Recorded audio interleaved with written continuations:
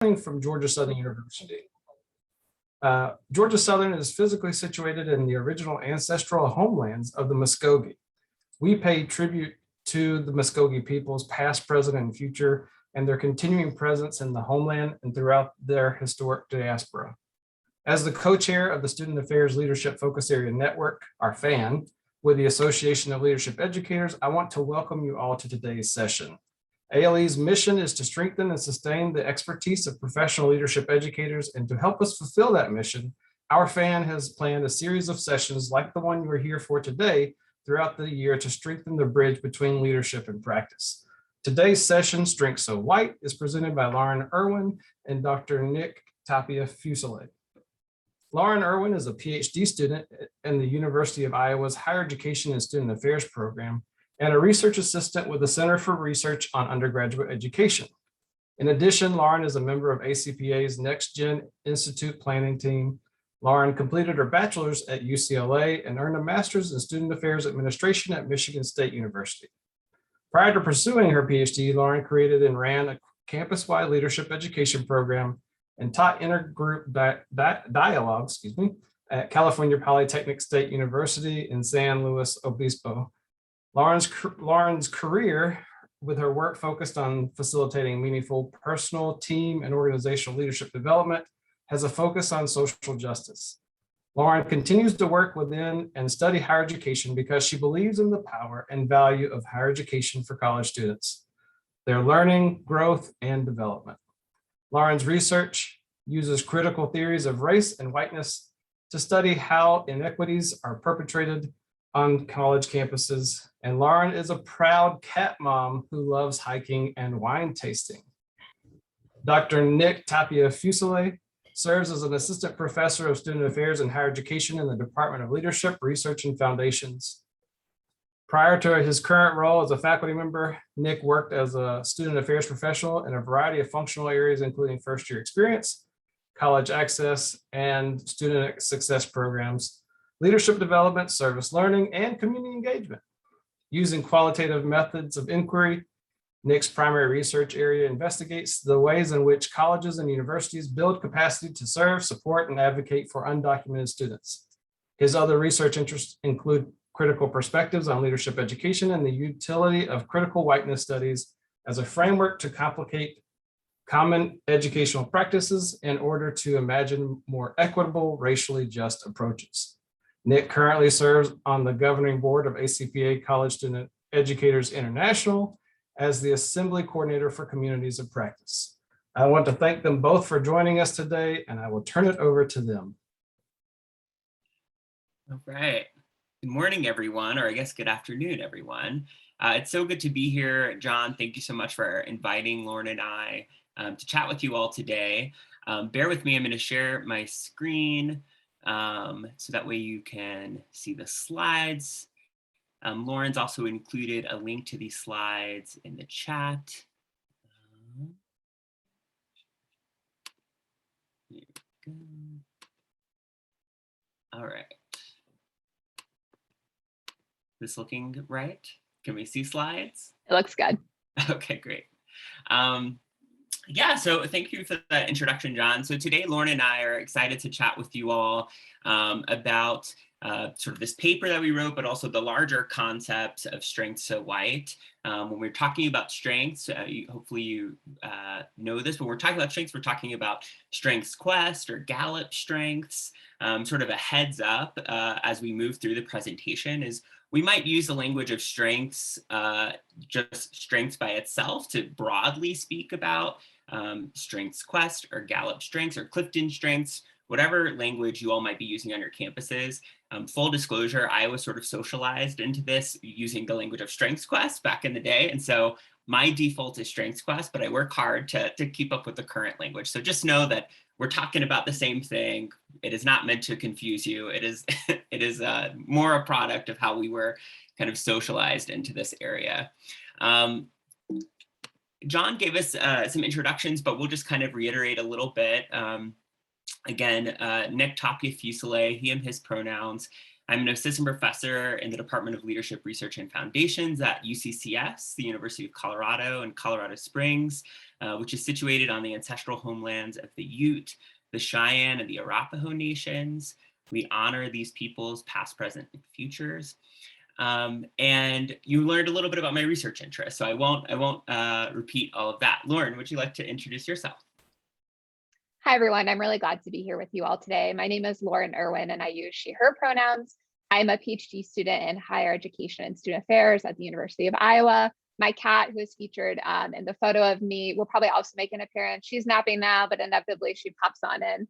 I'm joining you all today from Iowa City, Iowa, and the University of Iowa is located on the homelands of the Chippewa, Iowa, Kickapoo, Menominee, Miami, Missouri, Omaha, Osage, Oto, Ottawa, Ponca, Potawatomi, Sac and Fox, 3 affiliated tribes and Winnebago nations. And we honor their past, present, and future status as caretakers of this land. Great. So additionally, I've shared in the chat an activity packet that you're welcome. We encourage you to download it rather than editing it directly, as it is a shared Google Doc. But we hope that this digital activity packet can be a reference for some of the terms that we share, as well as an activity that we'll share at the end of this session. Another feature of the activity packet is some of you might be deeply, deeply familiar with CliftonStrengths and talent themes. If you are, great. If you're not, that's also okay. And the back of the packet has a short summary of all 34 talent themes. And I'll drop that link in the chat again for those who are just joining us. But feel free to save that and a copy of the slides as resources to use during the session today or afterwards as well. Perfect. Great. So in our time together today, we're going to start with a brief overview of CliftonStrengths, as well as talk a little bit about some of the highlights of our paper. So if you haven't read it, you can know generally what we're chatting about. If you have, we'll welcome questions at the end. Depending on time, we will have an opportunity for each of you to engage in a reflective exercise based on an activity that we offer in the paper. And depending on time, we might have a chance to discuss it, but we also know that folks might be joining over their lunch break. So whatever works for you. And then we'll offer some implications for practice as well as open up time for Q&A. Throughout, we encourage you to use the chat, and the 3 of us, Nick, myself, and John, will do our best to moderate that and either answer questions as they come up or save them for Q&A at the end. So thanks again for your engagement.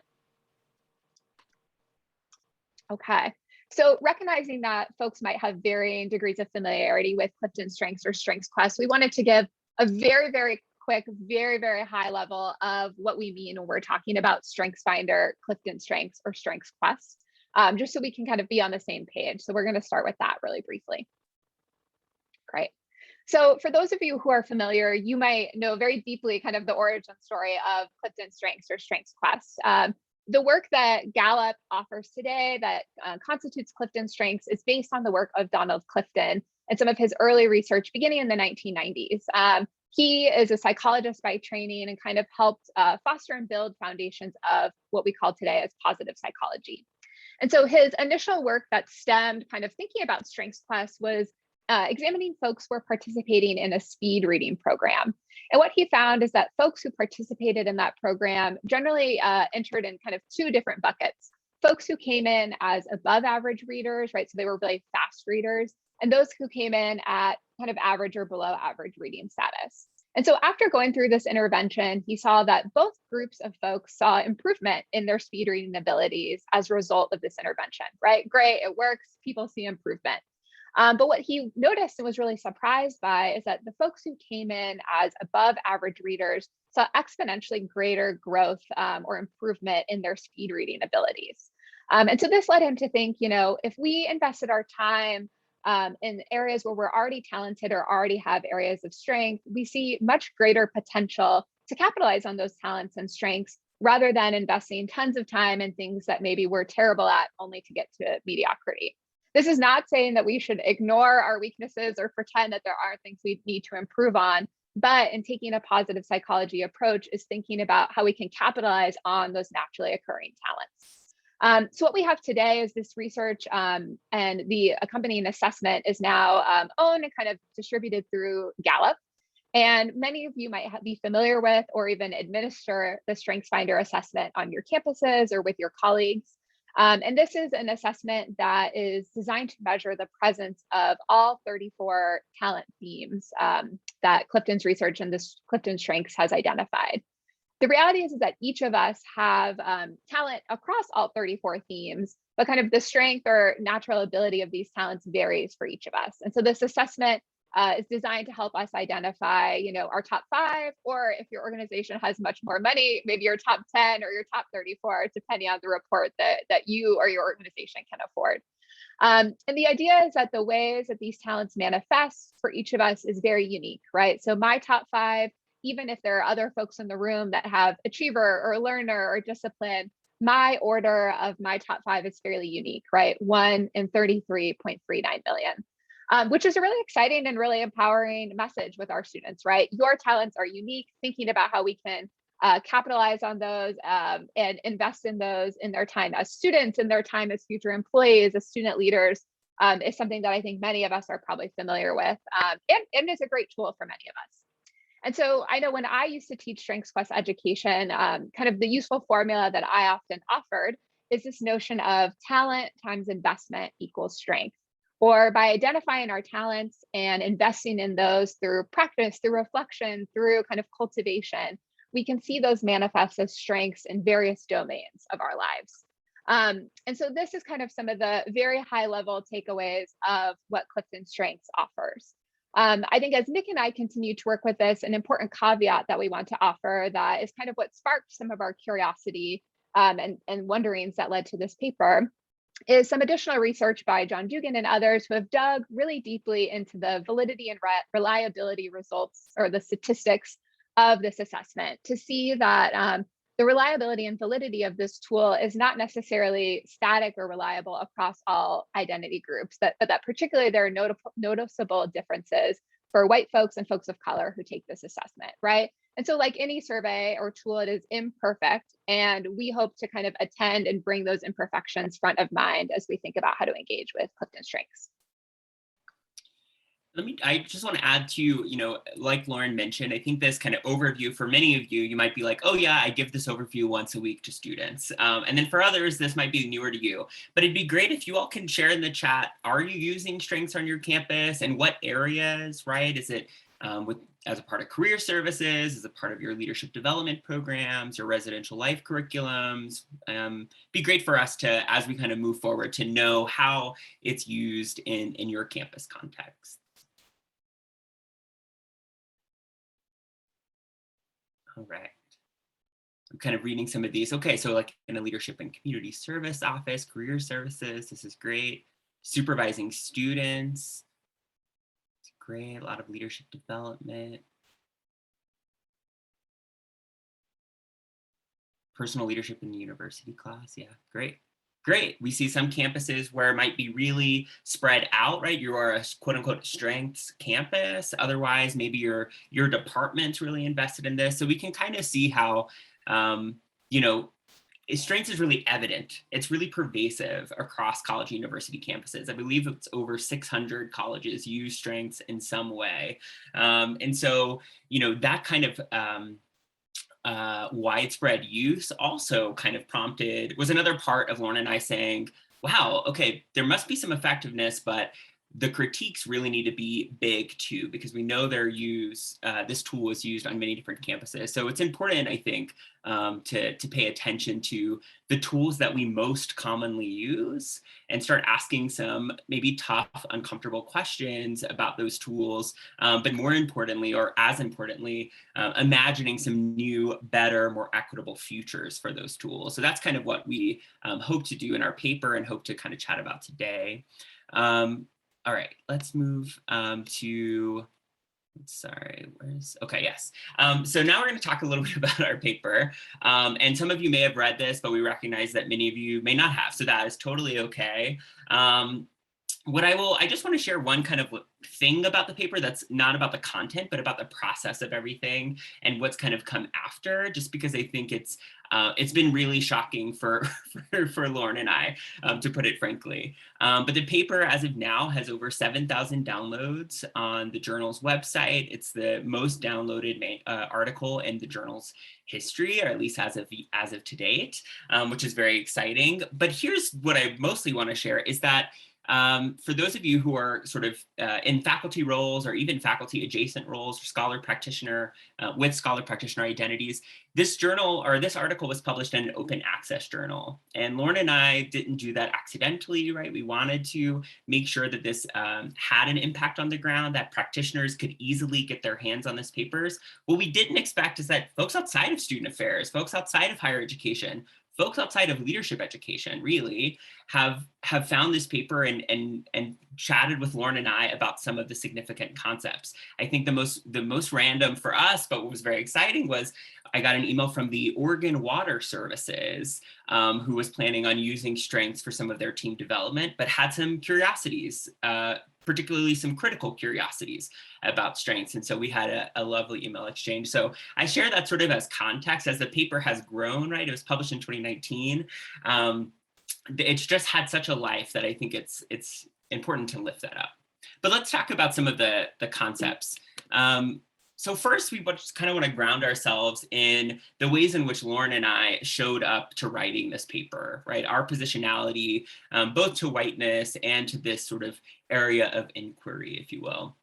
And so I'll speak for myself and then maybe invite Lauren to speak for herself as well.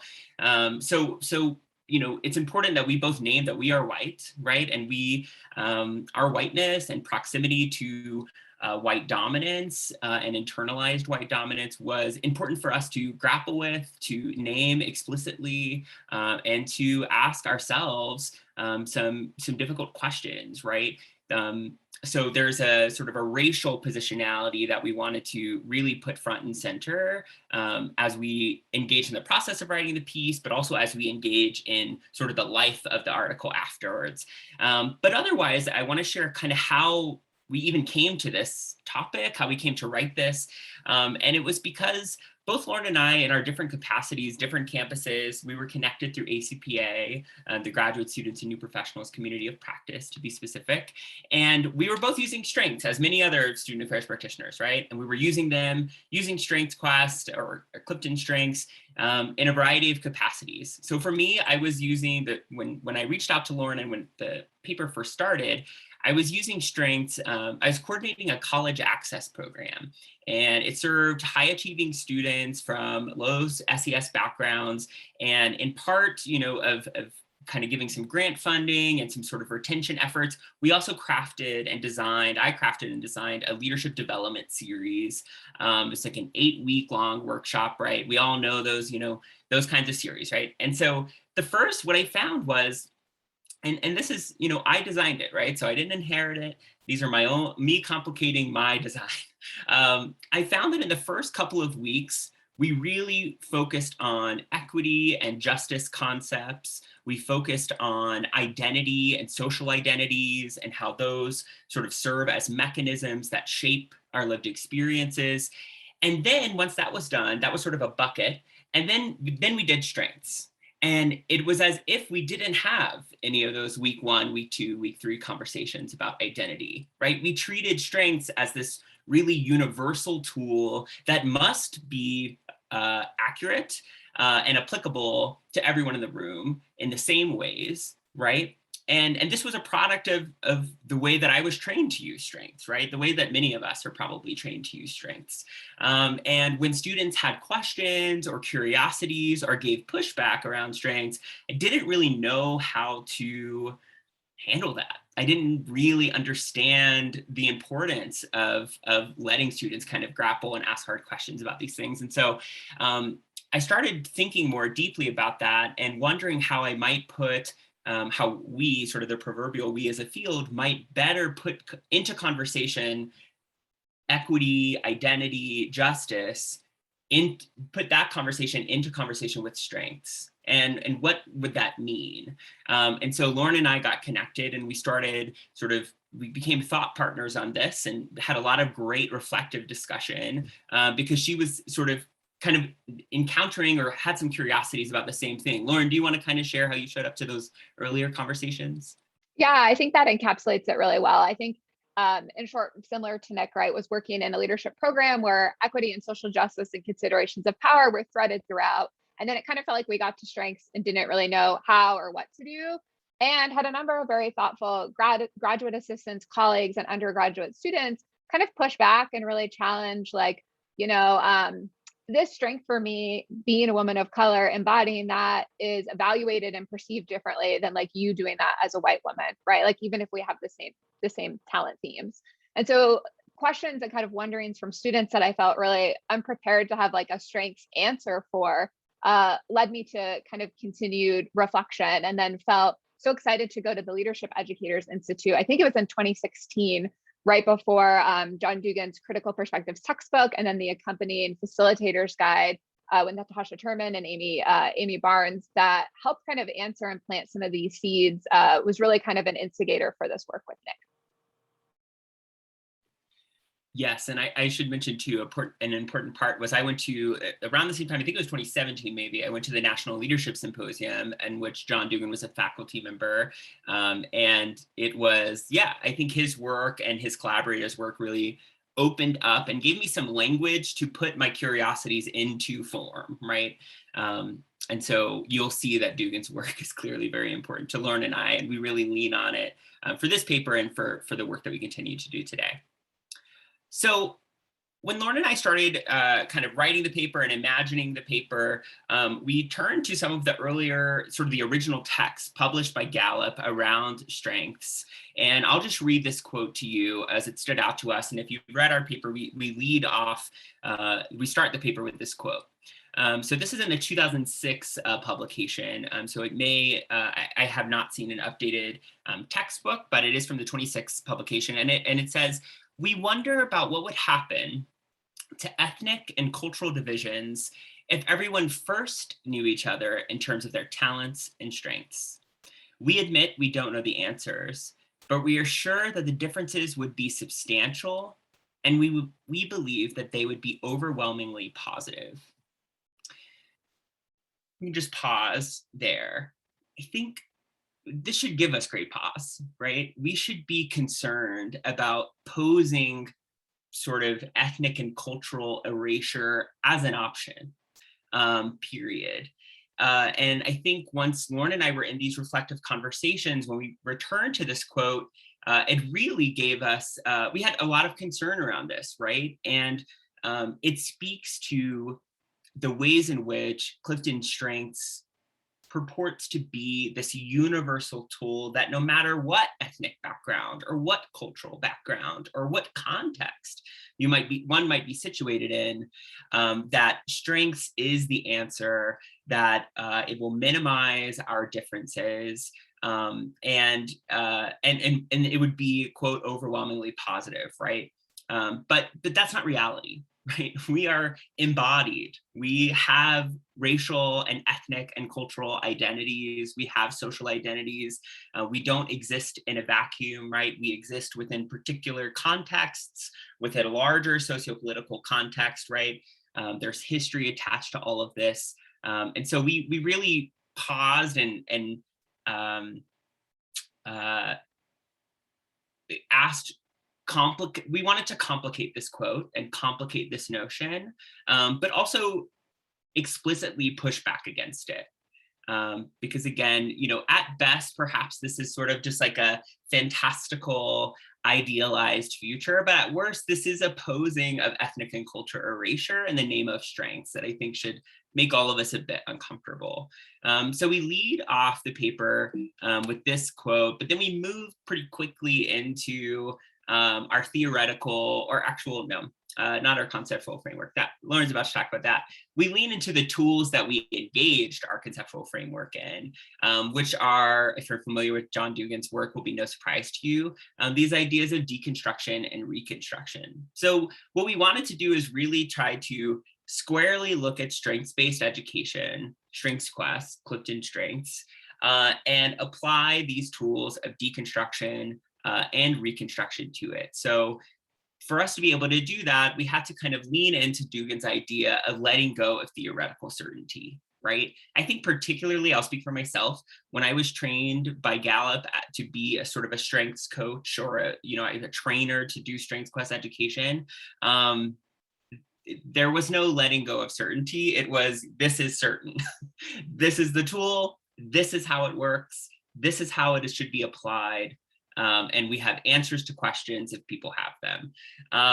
But Dugin says, let's put some of that aside and let's let go of theoretical certainty. Let's liberate ourselves from having every single answer possible. And let's see it just as that, right? As an act of liberation. So there are two components to this, right? Deconstruction and reconstruction.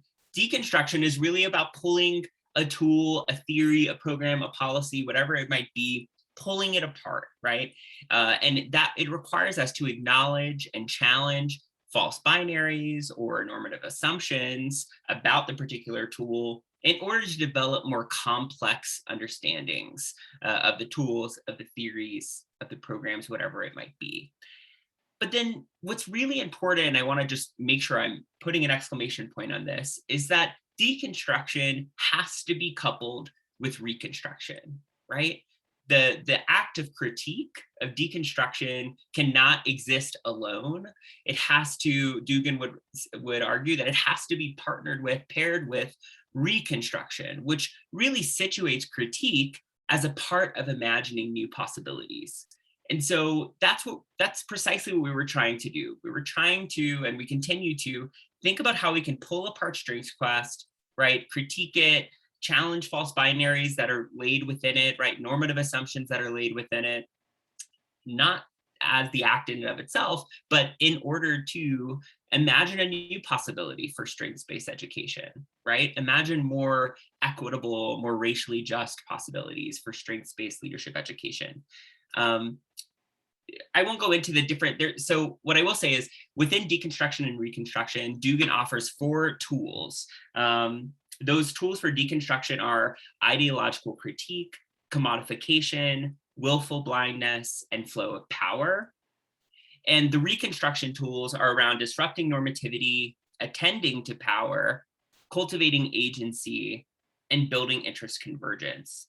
And so for the sake of our work, we really leaned in for deconstruction around ideological critique, right? Trying to understand what are the pervasive hegemonic ideologies that undergird strengths-based education, and also willful blindness, right? Where is CliftonStrengths, Strengths Quest being willfully blind about different contexts, different concepts, et cetera? And then for reconstruction, we were really interested in using the tools of disrupting normativity, right? So imagining a new way to apply strengths, and also attending to power, right? Really being explicit about the ways in which power flows, not only within the theory or the tool around strengths-based education, but the way power flows, generally speaking, when strengths are applied or deployed. So that's deconstruction and reconstruction. Now I'll turn it over to Lauren to talk a little bit about critical whiteness studies and the ways in which that served as our kind of anchor, our conceptual framework for the paper. Great. Thanks, Nick. So as Nick mentioned, we ended up utilizing various theorizings and kind of constructs from what is considered a body of work and an umbrella of work called critical whiteness studies. For those who are familiar with critical race theory, there's often a lot of overlap and similar kind of lineages of scholars. And in short, critical whiteness studies really has a long-standing history, particularly with Black scholars and other scholars of color in the US, who have theorized and recounted about the terrors and violence of whiteness in the US. And so I came initially to this work, I think as Nick mentioned, we both came to this piece and we are still primarily practitioners, or for me, had not yet started graduate school. And so came across some writings that I now understand as being within the umbrella of critical whiteness as a way to sort of continue to make sense of and understand my own positionality as a white person in the US and in higher education, and to understand how whiteness functions at what we might consider a structural or institutional level.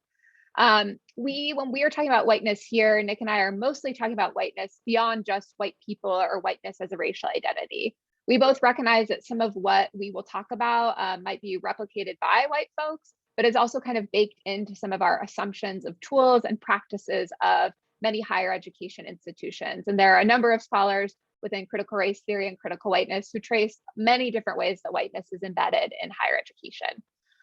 We also want to recognize that whiteness represents just one form of power and domination, and that I think one of the things Nick and I have appreciated most about kind of getting to chat with different folks about this is, gosh, there are many different ways we could approach critiquing both CliftonStrengths and many practices in leadership education, from a lens of intersectionality, from queer theory, from lots of different perspectives. And so we recognize that this presents just one lens.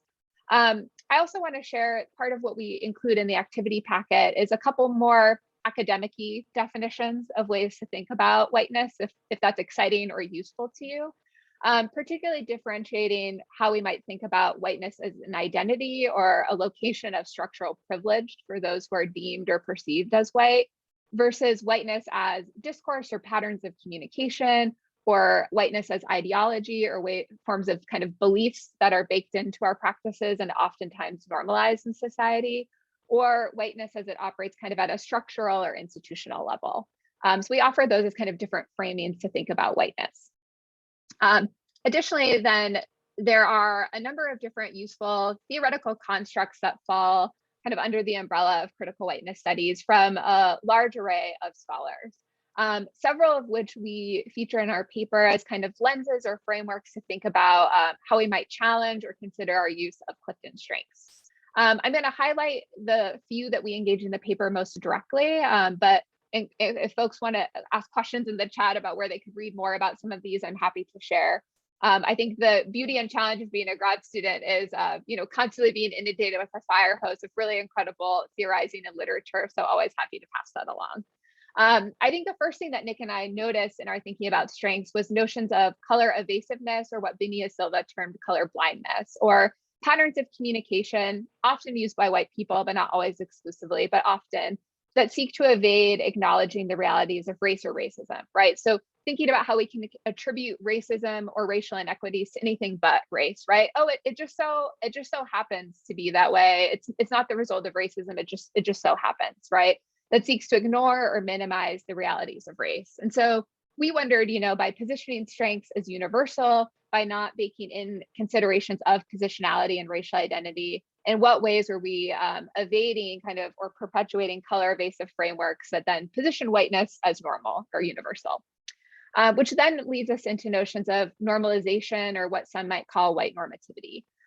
This essentially, most simply put, is the assumption that white folks or whiteness is kind of the standard or universal experience of humanity, which is inherently not true.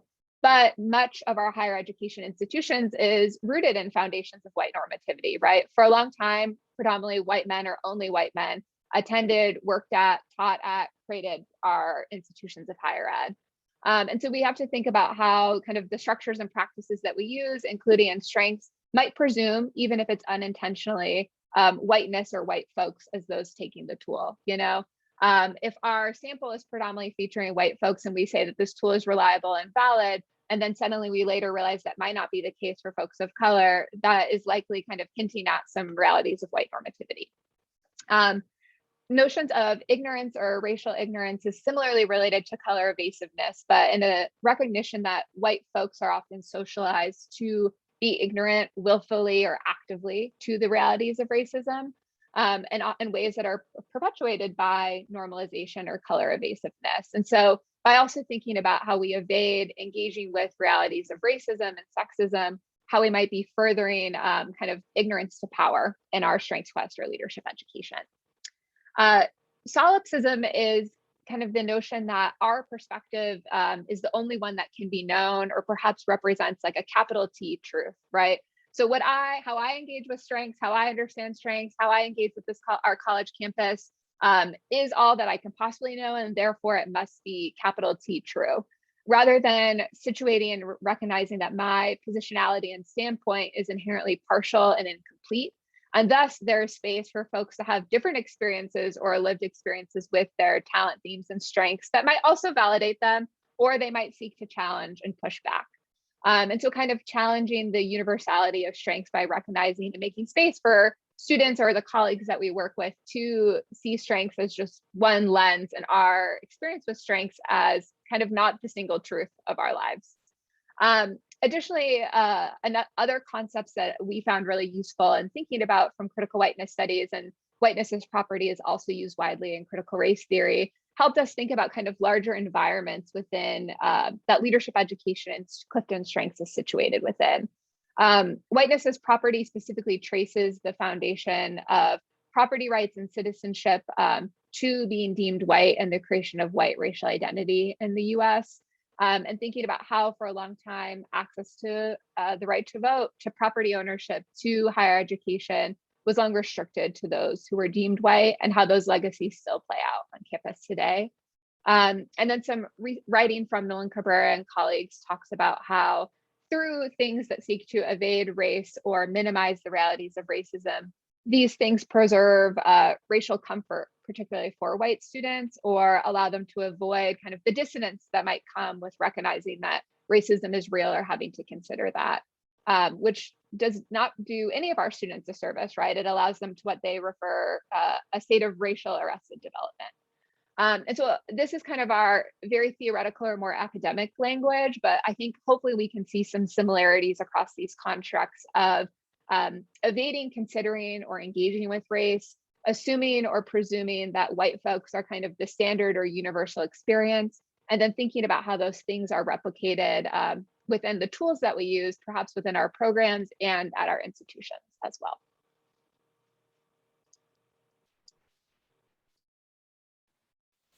And so, thank you, Lauren. So some takeaways, sorry, the people are in the way of the words. Okay, now you're good. So some takeaways from the paper and some things that we hope you might leave with, right? Knowing that we looked at strengths, we deployed the tools of deconstruction and reconstruction, and our lens was through critical whiteness. Here are some things, right? So one, as a reminder, deconstruction must be accompanied by reconstruction, right? It is not enough just to critique something that's happening. It's important for us, particularly in the context of leadership education, I think, to imagine new, better, more equitable, more racially just possibilities. We also want to kind of echo Dugan's idea of letting go of theoretical certainty, right? And in practice, what that might look like is simply making space for there to be disagreement, making space for there to be pushback around strengths, right? Making space for the student that says, yeah, maybe command is my number one strength, but I can't walk into a room because of my racial identity, my gender identity, my sexual orientation, right? That would be, when I deploy the strength command, that might be received very differently, right? Instead of it being seen as a strength, it might be referred to as me being bossy. So we have to make space to grapple with some of those important, crucial disagreements and different experiences, right? And that requires us to let go of this theoretical certainty. Another thing too is, I think we point out the flaws, and hopefully we can all, in our own experiences using strengths, can identify the flaws that are there, right? The gaps that the tool has. But the important thing is, like, we don't have there's no take out strengths and use this instead because it's perfect, right? I wish we could offer that to you, but we don't have that. I don't know that exists, right? Tools are imperfect. Tools are imperfect, assessments are imperfect. And so one way to kind of account for some of that is to not only use strengths, but perhaps use strengths accompanied by other tools, right? One of many ways to engage in leadership development, not the sole way to engage in it. And the final kind of takeaway is the importance of spending time in critical reflection, right? Particularly with respect to our paper, it's kind of considering how our social identities and our lived experiences might be connected to our strengths, right? In implicit or explicit ways. I guess we'll pause there. Are there questions, thoughts, curiosities that are coming up now? Or we can, as an alternative, we can introduce sort of a reflective activity, which might pose some questions, thoughts, curiosities. So I'll just kind of hold for a minute. Feel free to unmute yourself or share something in the chat if you have it. Oh, perfect. Lauren made a clarification. Yes. Questions here mostly for clarification, and we'll have some extended Q&A at the end. So anything coming up that we should attend to before we move on?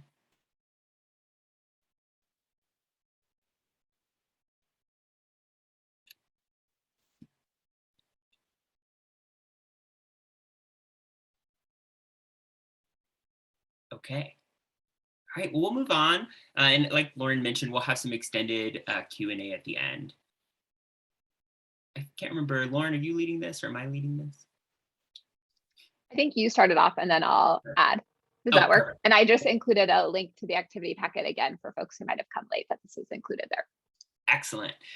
So now this is, if you've engaged with the paper, we include a sort of the early iteration of this activity as an appendix in the paper. And it was one way that Lauren and I spent time grappling with our own positionality as white folks, two strengths, and trying to imagine, like, how could we put some of our social identities, concepts around power and privilege into conversation with strengths. And so this is one way we did it. So we'll kind of share a couple of examples and then we'll invite you to engage in some self-reflection here or later, or even consider using this activity with students.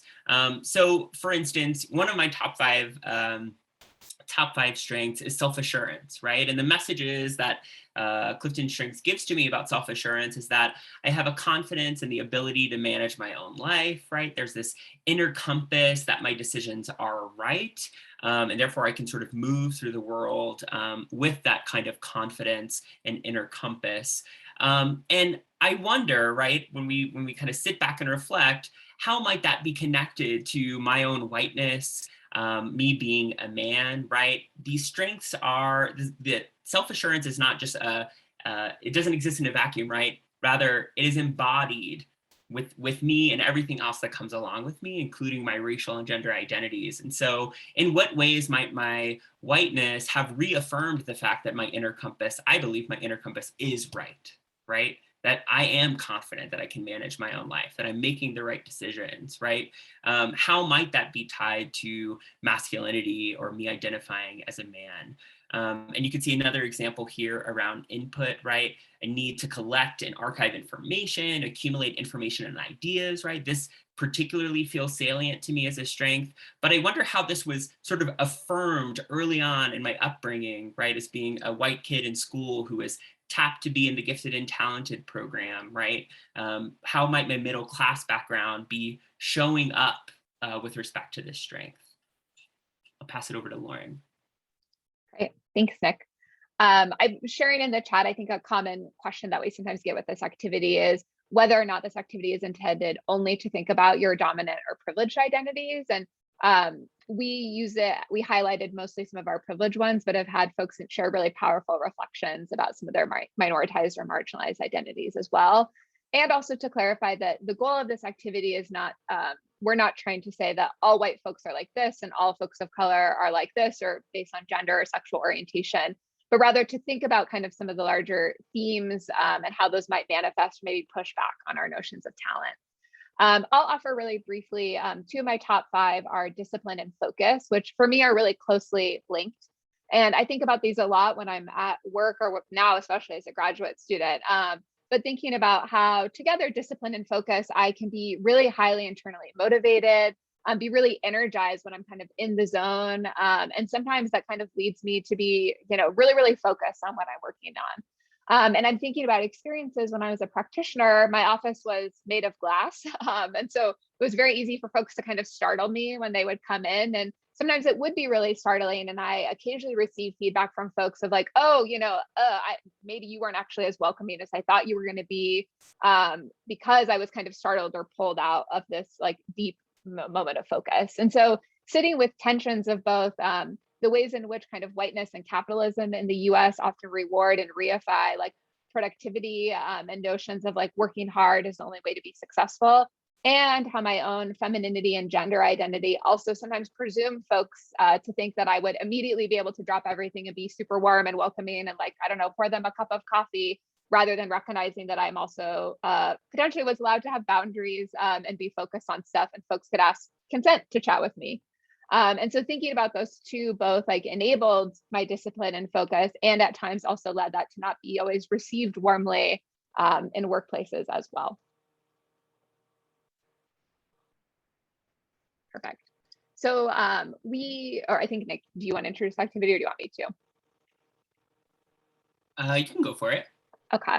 So we'll open a couple of moments. I think we'll just allow space for individual reflection given time, but we'll give about 3 or 4 minutes for folks if you want to use the template from the activity packet or even just engage in some individual reflection on your own.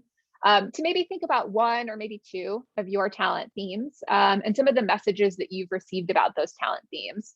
You can use the descriptions in the end of the activity packet that are from the Gallup website that provide an overview of all 34 talent themes, or even maybe just think about some of your own self-definitions that you've curated for your talents over the years. And then as well as making space to think about how some of those talent themes might be connected in ways that are maybe reinforced or affirmed, or perhaps that kind of pushback or challenge how you embody some of those talent themes. And if you want, you're welcome to share those in the chat. We'd be happy to read and kind of role model that with other folks. Otherwise, we'll make time for just some individual reflection before we move forward to implications.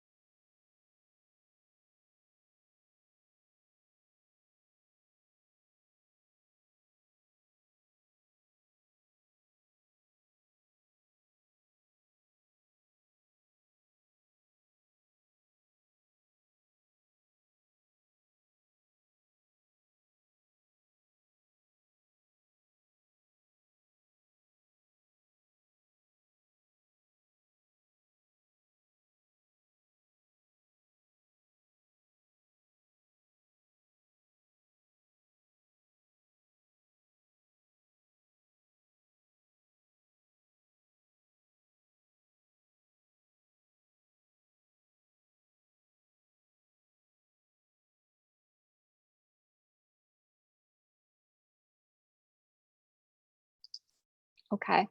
Thank you all for those who shared in the chat. For the interest of time, we're going to roll forward to offering just a few implications and then opening up for Q&A for about 5 or 6 minutes. As I mentioned in the chat, we encourage you to modify or utilize this activity with your own colleagues, for yourself for reflection, with students that you might work with. I'm sure there are many ways that we can consider modifying this, but we offer it as a template to use. So that is kind of our first implication or offering that we offer. Some other implications, I think, as Nick has mentioned before, is the importance of critical and ongoing personal and collective reflection. And so we offered this tool as one mechanism to do that, and encourage you to think about, are there other colleagues on your campus that are using strengths, or maybe even folks in this session that you would like to connect with, who could be really great folks to grab coffee with, grab lunch with, and kind of sit with and think through some of these things, and then go back to our own offices and spaces and think for ourselves through this, right? It is a cyclical and iterative process, and the work is never really done, but we find that critical reflection is a really valuable first step, especially when done collectively. Another thing that Nick and I have tried to highlight is one of the most powerful things that we found as an initial first step in practice was really just making space for students. We primarily use this tool with students to disagree and push back, right? So after perhaps getting their results or doing some intro, making space for folks to say, how does this land with you? Does this seem good for you? Is this accurate to how you would describe yourself? What do you think about this? And we found that by simply making space for students to have the agency to name that a tool might not be perfect or that it might not work for them, that opened up really powerful conversations about positionality and identity and what that means to embody certain strengths and how that might be received. And there were also some students who were like, this is such a useful tool, right? Having just the language of talent themes, well, maybe it's not universal everywhere, was just really helpful for some of them in thinking about preparing for interviews, right? That there's some utility still. Finally, that CliftonStrengths and talent themes don't exist in a vacuum, right? That they are not separate from our identities, are not separate from what's happening on our campuses. And I think, as Nick mentioned, are imperfect. And we also don't necessarily have about our perfect tool to offer you instead, but would rather encourage you to think about how you can partner this with other critical perspectives, maybe multiple tools, space for students to push back. And I think some folks have made the decision, of maybe CliftonStrengths isn't the tool that they continue to use. Maybe it is, but on a much smaller scale. Just thinking about how we can make space for students to also trouble and question and think critically about the tools that we're offering them. So with that, I think we'll open up for either folks to share some of their own brilliant ideas and implications, and to the extent that we can, doing our best to engage in some Q&A. So thank you so much. I'm seeing a few things in the chat, and we'll do our best to monitor that. So thank you. And I have our email addresses here. Feel free to reach out to Lauren or myself, and you have copies of the slides. So I'll go ahead and unshare my screen. And if folks have questions, we can grapple with those now. I'm seeing some really thoughtful reflections in the chat. So thank you to those who have shared.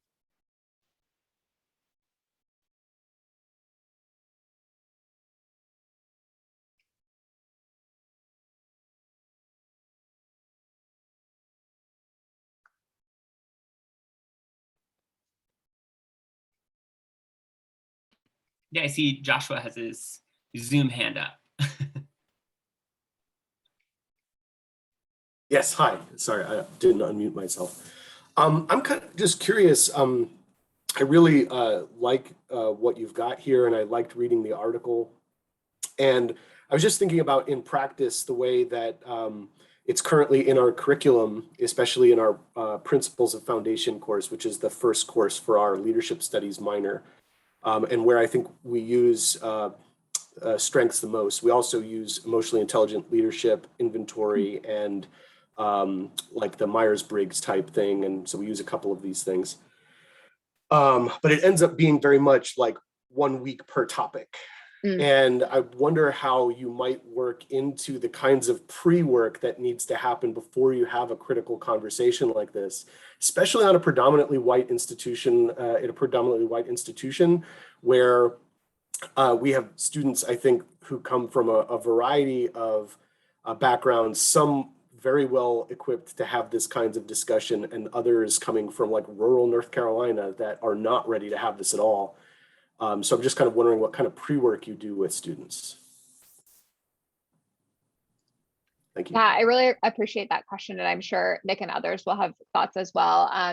Right after I'm done sharing this, I'll try to find it and put it in the chat, but I recently came across a new piece that I've been using with my undergrad students that has been really helpful about standpoint. And so it's a blog post that draws on feminist theories of standpoint, that uses a really powerful metaphor of baseball as a way to kind of help understand our own unique and inherently partial views of the world. So I think partnering that with maybe even just some initial like social identity exploration has been helpful for students to kind of locate themselves. Additionally, I will shout out again the facilitator's guide that John Dugan and colleagues offer as an accompaniment to the Critical Perspectives textbook, has a number of really useful activities that could be done even without pre-reading perhaps, but as an activity in class. So I'll see if I can find a link to that standpoint piece really quickly. Thank you.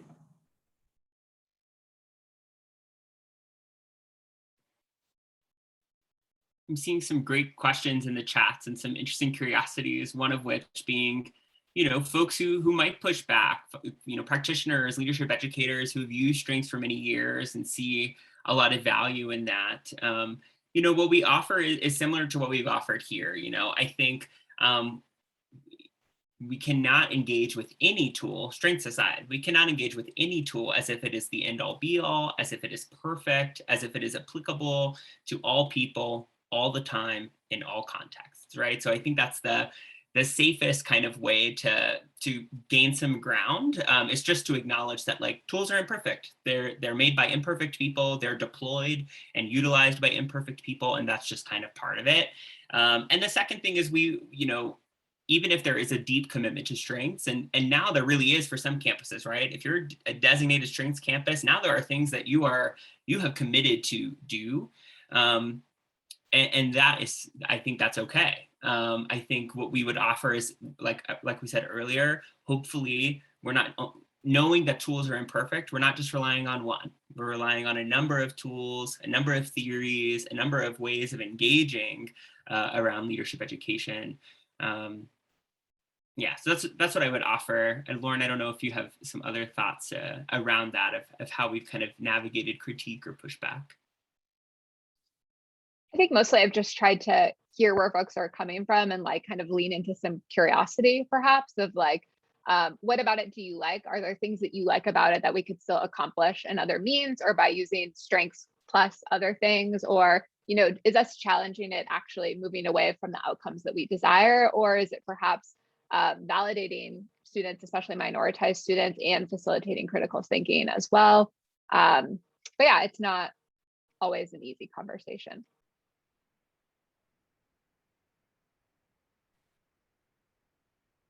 Well, we have about a minute left, so I'll just offer, you have our email addresses in the slides, and so feel free to reach out to myself or to Lauren if you have questions or want to continue engaging in discussion.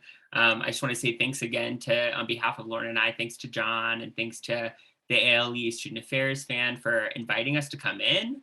It's been great to be in community with you this Monday afternoon. Any other kind of business items you want to announce, John, before we wrap up? Sure. Again, thanks to both of you, Lauren and Nick, for joining us for our first workshop with the ALE Student Affairs Fan. And I wanted to let everybody know that next month on October 28th, we will have Judy Craven, the Director of Leadership Development at Kennesaw State University, and she will be presenting on the trials and tribulations of creating common leadership competencies across student affairs. So she's going to be talking about the journey that they've been doing at Kennesaw State with working and engaging in conversations with a special emphasis on leadership competencies for their implementation and the evaluation that they've done. So that'll be an interesting one to join. Again, thanks Nick and Lauren and everybody for joining in today. And we hope to see you back for our future events. Thank you.